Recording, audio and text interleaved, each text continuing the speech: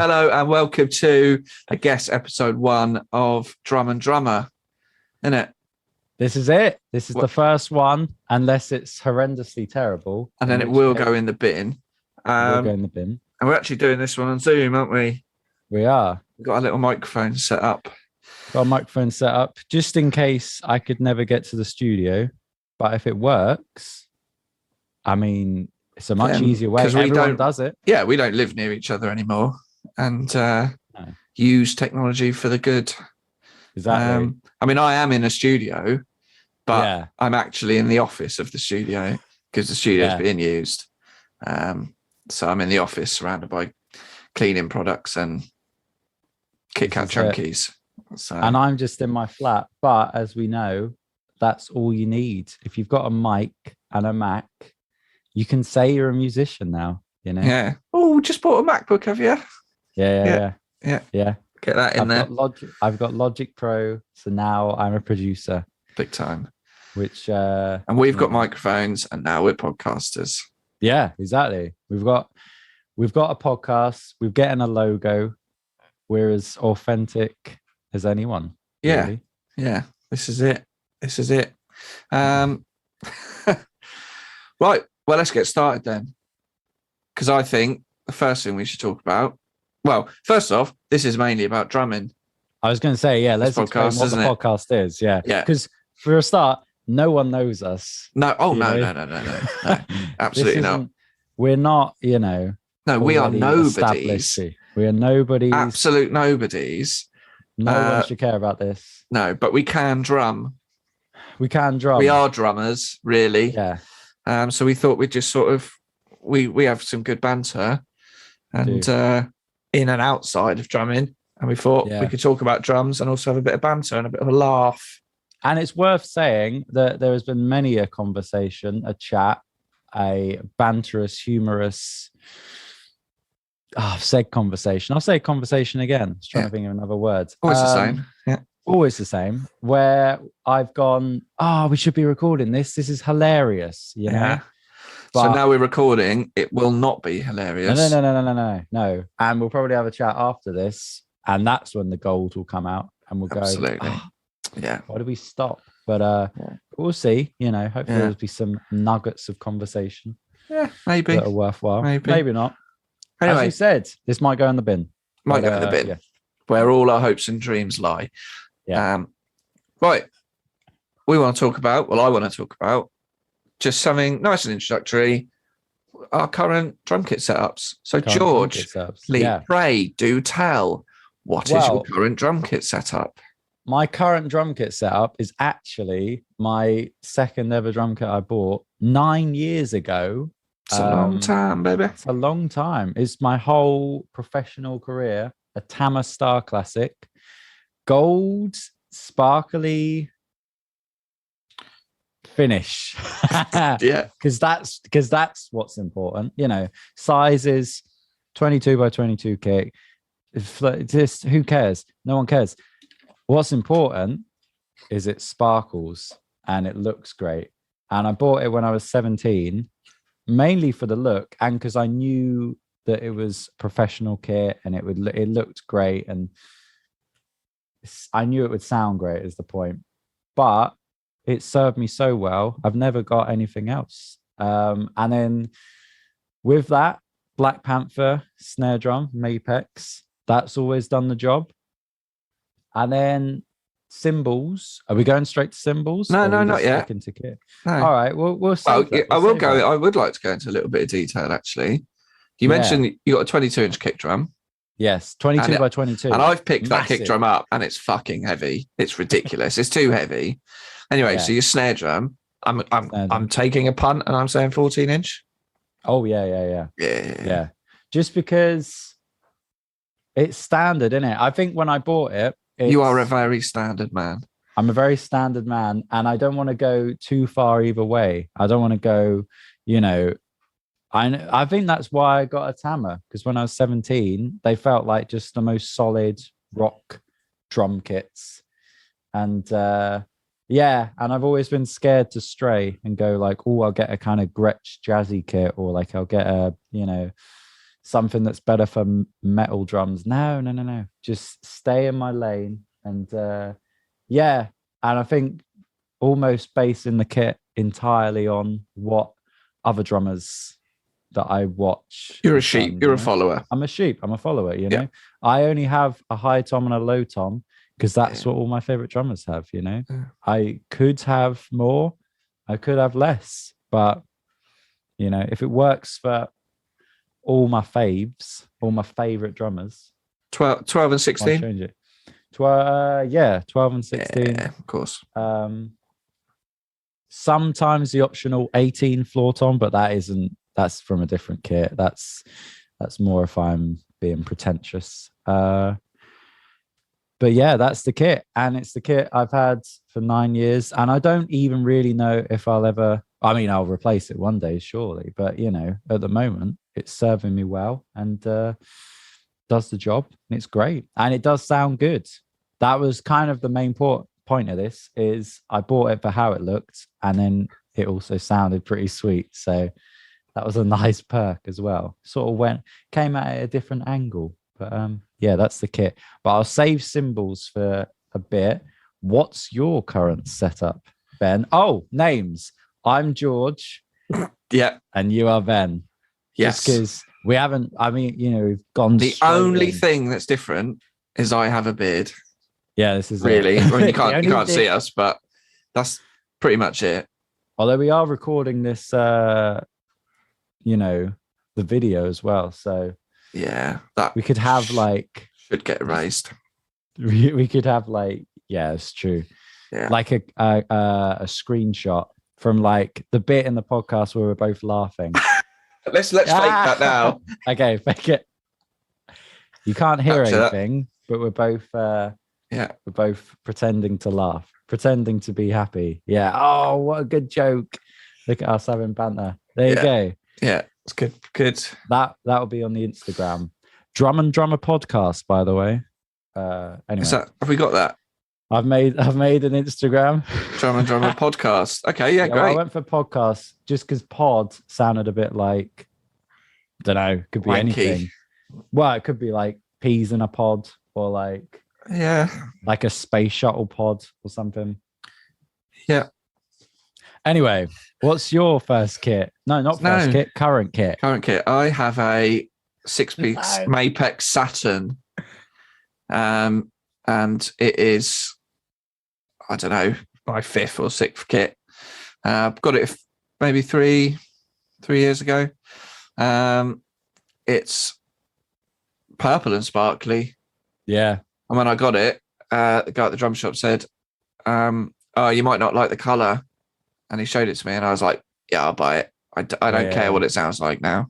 Yeah, it's purple and sparkly. It's a 6-piece, 22-inch kick, 10, 12, 14, 16 toms.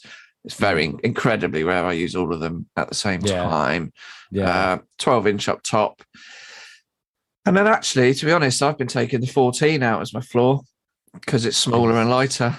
This is it. And heading fast towards 40, and it saves a bit of space in the car, and saves a bit of effort in the old back. But lovely sound. Really happy with it. Well, here's the question for you, because my kit is, as I said, only my second drum kit, so it's kind of whatever. Yours, 5th or 6th? Did you say something like that? Yeah, something like that. So what made you go for Mapex? And what made you... Are you happy with this? Will this last for a while? You know? I think this will last for a while. But I've had more kits than you. I am 10 years older than you as well. Let's not forget that. This is it. I'm pretty happy with this one. I think it's like top. I think if I spent any more, it'd just be silly money, especially for a kit you got to take out and gig a lot with. Yeah. It fits that bracket of looks good, sounds good, and it's not so valuable. I don't want anyone looking at it. Yeah. You totally. But I do look after it. Yeah. I've had ups and downs with kits, you know, first kits, which I think we're going to talk about later. Then I had another kit. I've had kits stolen, borrowed, just bought secondhand ones, build it up from scratch. Yeah. And this, I guess, was my kind of, in adult life, my first like, oh, I'm going to buy a nice kit. A nice kit that just, I'm very happy with. Yeah. Very happy with it. Snare drum. It's the Mapex Black Panther Cherry Bomb. Nice. 14-inch. Love it. Yeah. It's just all like pow, pow. It's great.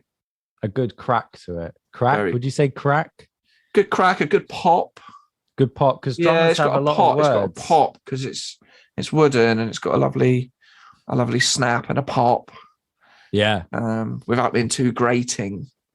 Grating, that's a good one. Yeah, so it's not that grating. No. But yeah, I mean, cymbals, I guess we can save cymbals for another day. Save cymbals for another day? Yeah. Well, I don't know. I mean, mine don't take that long, It's the same thing. When I was 17, I bought a bunch of cymbals and they've lasted me and I haven't really changed them. I have a bit on the crashes, Zildjian crashes, a custom. I think one of them broke. Now I'm using something else, which I actually can't remember. I think I've told you this story before, but it happened a while ago.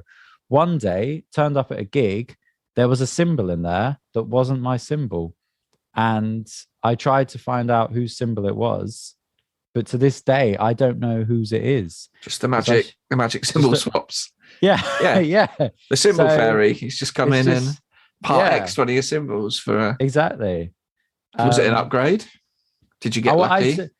I'd say so, because I'd part exchanged the 16-inch Sabian, and then part of me was like, oh, I shouldn't have done that because I just sold it for a quick bit of money. And then this 17-inch Zildjian appeared in my cymbal case. And I should note that, we both keep our drums at your studio. So, people come in and out, but not loads of people. But I guess someone must have put it in there. And, I asked around. No one found it. No one said I'm missing a cymbal. So, at the moment, I've got a Meinl. No, I don't have a Meinl ride. You have a... I have a Meinl ride. This is what we need to get to. This is probably very confusing for the listeners trying to keep up with this. But I should explain. Ben and I both got bored of our ride cymbals, and so we did a ride cymbal swap. Yeah. Well, my ride, the one that you've now got, I'd had since I was for 20 years, and I was just like, I'd pretty much upgraded everything else over the years. I was like, I'm just getting a bit bored with this. I quite like something a little bit different. Yeah. And then I spoke to you and you were like, oh, I'm getting a bit bored of my ride. I had something a bit pingier and I wanted something a bit washier. We were like, hey, why don't we just ride swap? Yeah. Exactly. Indefinitely, but with a clause, swap back at any time. Swap back at any time. So we currently are just banging on each other's rides. Exactly. And it's been a lovely year of playing a different ride. And then hi-hats, some Sabian AAX custom, I think, but it's all cymbals I bought when I was 17 and then never really felt like upgrading because they haven't cracked and they haven't broke and they all sound great. And what cymbals have you got at the moment? I'll just rattle through them quickly. 13-inch A custom Master Sound hi-hats, 18-inch A custom Crash. Your Meinl ride, I don't know what it is. No, I don't actually. Big news though, mate. I've just upgraded the Crash on my right-hand side, and it's the first ever time I bought a Sabian, and it's the 18-inch Sabian HHX Evolution, Dave Weckl something, but sounds brilliant. So I've dipped into the Sabian bucket and pulled out that for the first ever time. And it is interesting how, people can be very stuck to one brand and then they change. Yeah. And then it's... You asked me why I went Mapex, didn't you? And I don't think I really answered. But when I was a kid, I was always like, I want a Pearl. Masters Custom Gold. Yeah. And then there are definitely brands I just will never buy. I can be quite brand loyal. Yeah, yeah. And then just as I got older, I just don't care anymore. No. It's more about budget and colour and look, and I don't know. I just don't think. Yeah. No. I was like, oh, what's this? Oh, it's a Mapex. I like it. Cool. Yeah. I don't care that it's a Mapex, but I'll never own a Tama in my life. That's fair enough. Just before we move on, why? Don't know. Just it's like I don't think I'll ever own a Fiat. Yeah, that's fair. You know, you just don't. I just don't think I would. Just don't get the feeling. I think because as well, I think they are. I don't know. They're ridiculously heavy. Yours is heavy. Yeah. Don't know. It's just something about them. Don't know if I can tell you why. But no. Anyway, well, that's us. That's what we're currently playing, isn't it? I'm sure we wish we had much better kits or different kits, but the drumming's quite expensive to buy all the shit. Well, I almost think yes and no, because it's almost like. Well, you've had yours for 9 years. You clearly don't care. Clearly don't care anymore. No, I'd say it's the opposite. I care too much that I don't want to. Oh, you care that much? So you only just replaced your broken front skin and your kick drum. Yeah. Well, this is it. Anyway, let's move on to. Well, let's have a little break. We're gonna have a little break. Have a break. Yeah. This is where adverts would be, but because no one gives a fuck, there won't be any. Yeah. But we're just gonna have a little break, and then we'll be back with some more Drum and Drummer. And we're back. This is episode 1 of Drum and Drummer. I'm Ben, you're George, isn't it? And in Drum and Drummer, we talk about, just in case you didn't listen to the first bit, I don't know who joined halfway through. A podcast isn't like a TV show, isn't it? You can't just switch on, go, what's on? Not mid-episode, but I think people do. I think people listen to episodes and then they're like, oh, I quite like this. I'll go back to the beginning. Yeah. So maybe it's now worth saying, if you found us later down the line and now you've only just gone back to the beginning, hello. This is it. If you've just been listening to episodes 48, where we were talking to Chad Smith, welcome to the first episode. Yeah, where we're talking to ourselves and essentially talking to no one at the same time. Exactly. It's quite the... So we're basically saying hello to the future, really. Yeah. But also... I'm saying hello to you now, George, in the present. Isn't it weird? We're saying hello to the future, but when we listen to this, we'll be listening to the past, but right now it's happening in the present. Yeah.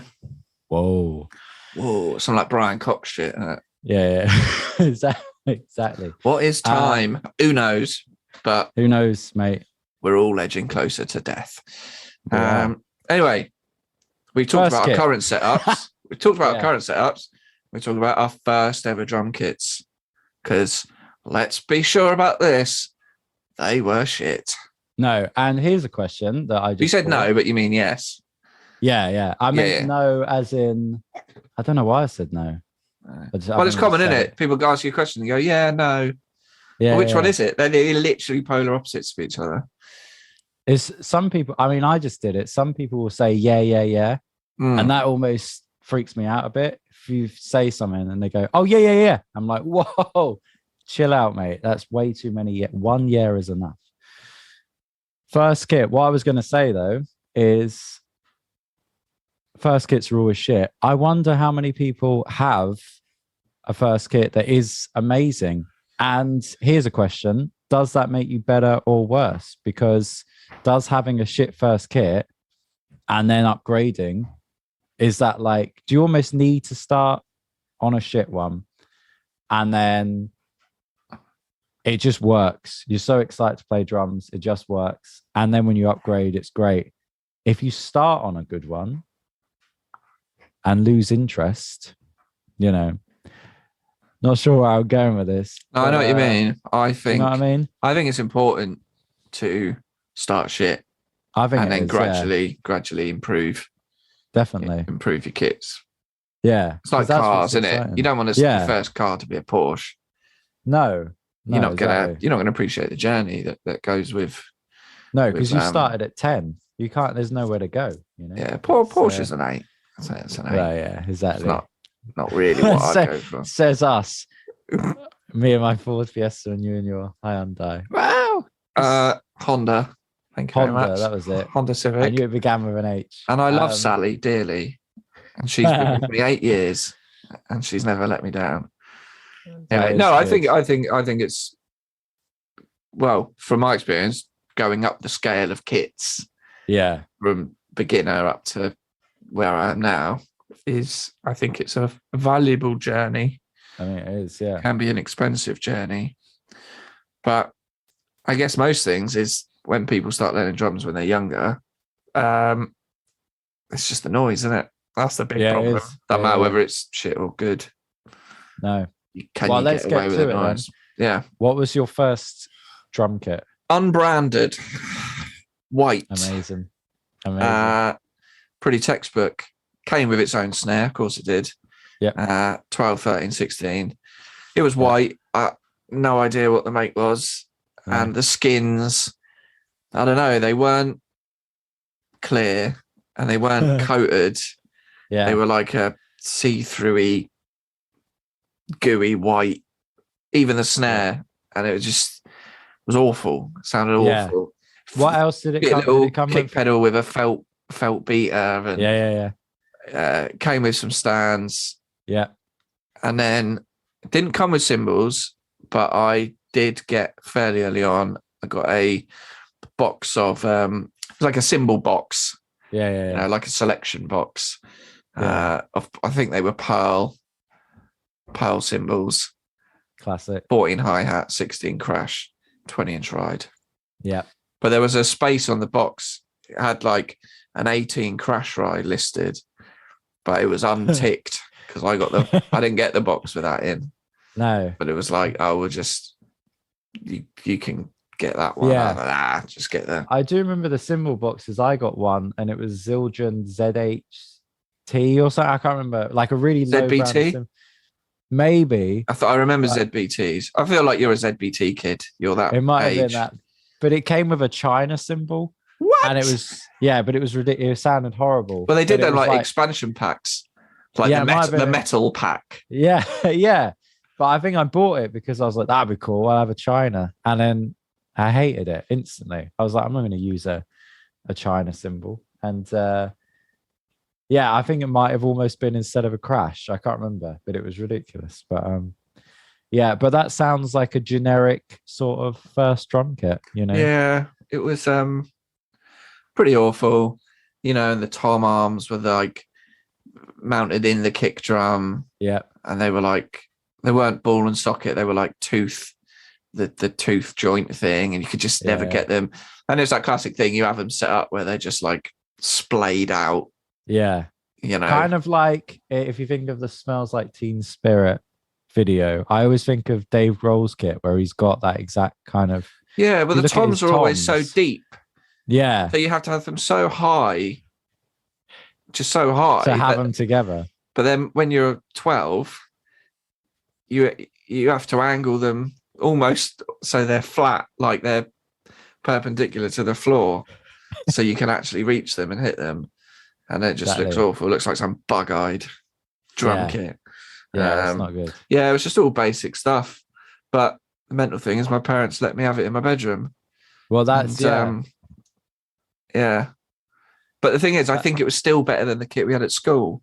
Yeah. Because that was about 30 years old and nothing worked. But anyway. No, kits at school are fascinating. As a man who's worked in different schools teaching drums, you turn up and famously amongst drum teachers, it's a hilarious joke, but almost to the point of like, if they spent 100 quid more, it could be so much, but you know what I mean? It's like you turn up, it's almost impressive how bad they are, not just the setup, but like the brand and stuff. And I do think there are like drum shops or drum dealers that will, schools will go to them and be like, hey, we need a drum kit. What have you got? And they'll be like, ah, right, okay. Let's what should we sell them this time? Let's sell them the worst thing ever.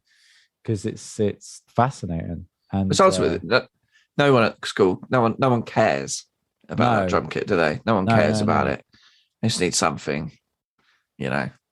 But what was your? So you said your current timer kit. That's your second ever kit. Second kit. So there's only been one other kit before. Only one kit. So it's quite a jump from. I had the first kit. It sounds the same as yours in terms of sizes: 12, 13, 16 toms. Mine was black. The same sort of deal with stands. I think there was a hi-hat and a crash stand, and then you got hi-hat cymbals, and then like a cymbal that wasn't a ride, but it wasn't a crash. It was somewhere in between. A crash ride.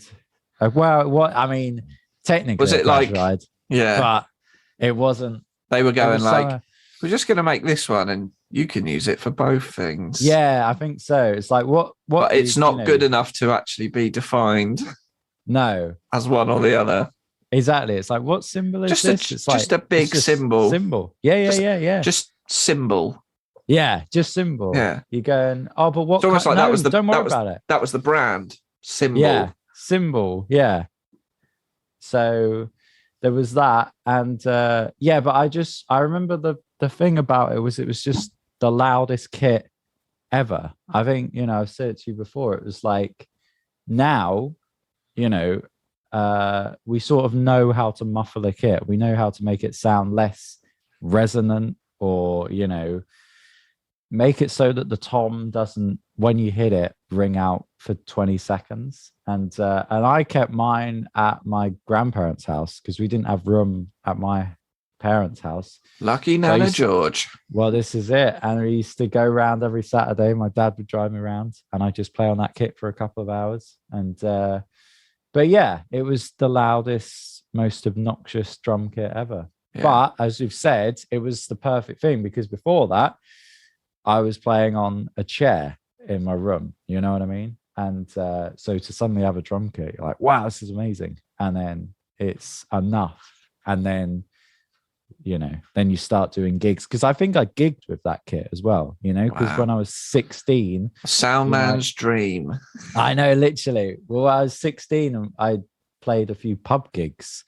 And and I went, well, I've got a drum kit. I had to borrow some cymbals off a friend's dad. And but I was like, oh, it does the job. But it isn't until I did gigs with other bands and started to kit share, and I went, oh right, this is what a real drum kit is. What I mean? It was sort of well, bringing it back to my Honda Civic. I love the Honda Civic. Had it ages. It's not a new car.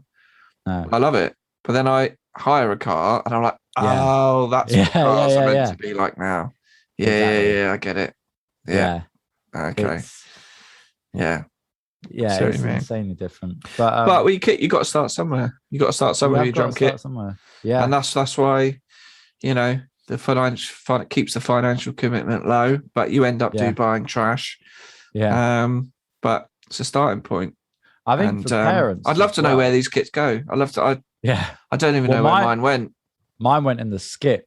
I literally took it to the skip, and it was quite a bittersweet moment throwing it in. You turn up to a skip and they got. Did you throw it in the skip because you bought your timer kit, or because your nan went, I can't have this anymore? Yeah. My nan threw it in the skip. She was like, I've had enough, and she did it herself. No, it was. I think it was just I got the new kit, and then that one was just hanging around, and then after a while, I was like, I'm not going to use it. When am I ever going to use it again? So I took it there, but yeah, that's probably where they will end up, in the skip.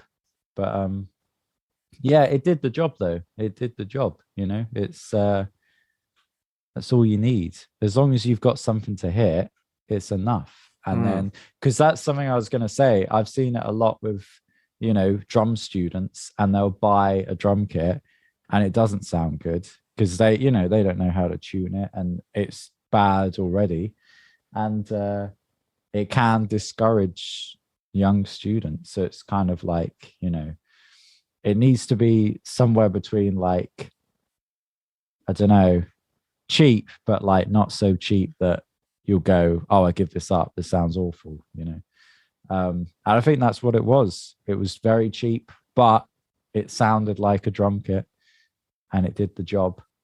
And it's all. And look where you are now. Kit.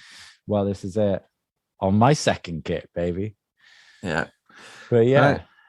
Well, that's first kits. I'm sure there's plenty of horror stories out there, aren't there? Of what people. Did any of you get a kit that was really nice to start with?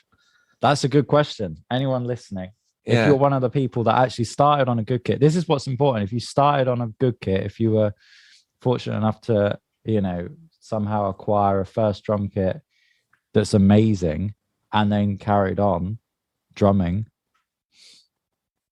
let us know. Just what was your first kit? Was it a good one? Was it a shit one? Or what weird budget kit brands are there?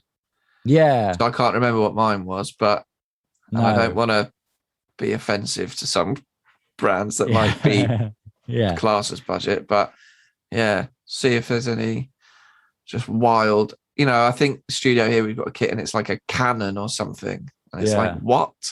Yeah. Who's making this? But I do. Yeah. I remember at school, there was a D drum kit, I'll say. And I remember that being like, I've never heard of that brand. And you look them up and they're like the cheap kits, but I don't want to say cheap because they're great for what they do. See, I've heard of D drum though. I think there's even lower. There is. No name. Just muck, just absolute muck. But anyway, well, I'm sure we'll set up an email address as well, and just let us know about your first kits and that. And you set up an Instagram, haven't you? I've set up an Instagram. Just remind us. Podcast. And again, Drum and Drummer Podcast. Good. Oh, fucking hell! That's my alarm. What are you doing? All right. Anyway, well, like and subscribe and that, innit? Do all that. Is that the outro? Don't know. I guess so. I'm done talking. Yeah. There you go. Done talking. That's the podcast. I'm done talking. The end. Follow. What is it? Subscribe and all that. Leave a lovely review. I think all we've got so far is the Instagram. So we'll set up the email. And I think that's all we need. At the moment. That's all we need. That's all we need. But we'll leave it there then. We'll leave it there. Hope you enjoyed listening. Yeah. If this did air, might not have done, but probably has. Yeah. All right. See you later, boy. See you later. Bye. Bye.